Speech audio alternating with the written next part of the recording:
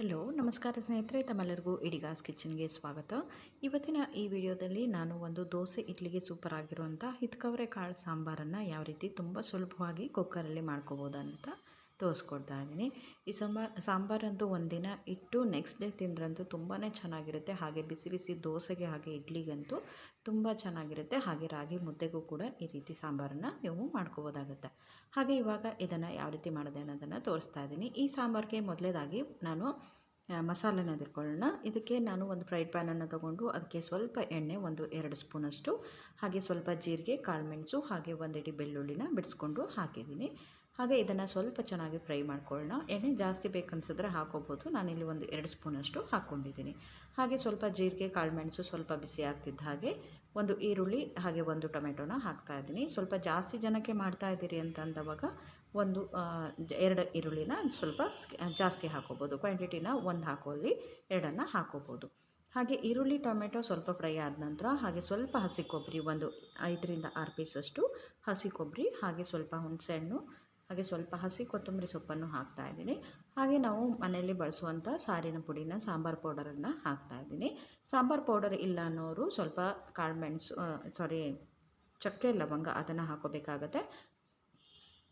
ಹಾಗೆ ಧನಿಯಾ ಕಾಳು, ಹಾಗೆ ಮತ್ತು ಒಣಮೆಣಸಿನ್ಕಾಯಿ ಪುಡಿಯನ್ನು ಹಾಕೋಬೇಕಾಗತ್ತೆ. ರೆಡಿ ಸಾಂಬಾರು ಪೌಡರ್ ಇದೆ ಅಂತ ಅಂದರೆ ಅದನ್ನೇ ಒಂದು 2ರಿಂದ 3 ಸ್ಪೂನಷ್ಟು ಹಾಕೋಬೋದಾಗತ್ತೆ. ಹಾಗೆ ಇವಾಗ ಇದನ್ನು ಮಾಡೋದಕ್ಕೆ ಒಂದು ಕುಕ್ಕರ್ ತೊಗೊಂಡಿದ್ದೀನಿ. ಅದಕ್ಕೆ ಒಂದು 2ರಿಂದ 3 ಸ್ಪೂನಷ್ಟು ಎಣ್ಣೆ, ಹಾಗೆ ಸ್ವಲ್ಪ ಸಾಸಿವೆ, ಹಾಗೆ ಕರಿಬೇವು ಮತ್ತು ಸಾಂಬಾರು ಈರುಳ್ಳಿನ ಹಾಕ್ಕೊಂಡಿದ್ದೀನಿ. ಸಾಂಬಾರು ಈರುಳ್ಳಿ ಹಾಕೋದ್ರಿಂದ ಸ್ವಲ್ಪ ಚೆನ್ನಾಗಿ ಬರುತ್ತೆ, ಫ್ಲೇವರ್ ಕೂಡ ತುಂಬ ಚೆನ್ನಾಗಿರುತ್ತೆ, ಟೇಸ್ಟ್ ಕೂಡ ತುಂಬ ಚೆನ್ನಾಗಿರುತ್ತೆ. ಹಾಗೆ ಸಾಂಬಾರು ಈರುಳ್ಳಿ ಹಾಗೆ ಕರಿಬೇವಿನೆಲೆ, ಈರುಳ್ಳಿ ಇಲ್ಲ ಅನ್ನೋರು ನಾರ್ಮಲ್ ಆಗಿರೋಂಥ ಈರುಳ್ಳಿನೇ ಹಾಕೋಬೋದಾಗುತ್ತೆ.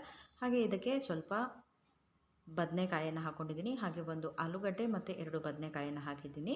ಇದು ಸ್ವಲ್ಪ ಸಾಂಬಾರಲ್ಲಿ ಸ್ವಲ್ಪ ಥಿಕ್ನೆಸ್ ಬರುತ್ತೆ. ಆಲೂಗಡ್ಡೆ ಹಾಕೋದ್ರಿಂದ ಟೇಸ್ಟ್ ಕೂಡ ತುಂಬ ಚೆನ್ನಾಗಿರುತ್ತೆ.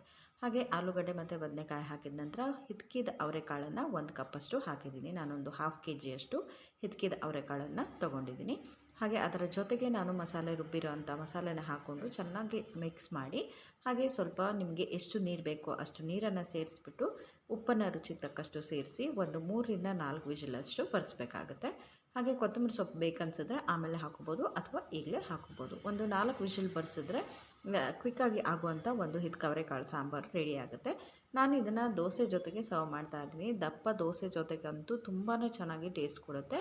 ಹಾಗೆ ನೀವು ಮುದ್ದೆಗೆ, ರಾಗಿ ಮುದ್ದೆಗಂತೂ ಇನ್ನೂ ಚೆನ್ನಾಗಿರುತ್ತೆ. ಒಂದಿನ ಬಿಟ್ಟು ನೆಕ್ಸ್ಟ್ ಡೇ ಅಂತೂ ಇಡ್ಲಿಗೆ ದೋಸೆಗೆ ಸೂಪರ್ ಆಗಿರುವಂಥ ಸಾಂಬಾರನ್ನು ತೋರಿಸಿದ್ದೀನಿ. ಹಾಗೆ ನೀವು ಸಹ ಟ್ರೈ ಮಾಡಿ, ತುಂಬ ಚೆನ್ನಾಗಿರುತ್ತೆ ಟೇಸ್ಟು, ಹಾಗೆ ಈಸಿಯಾಗಿ ಕೂಡ ಇರುತ್ತೆ.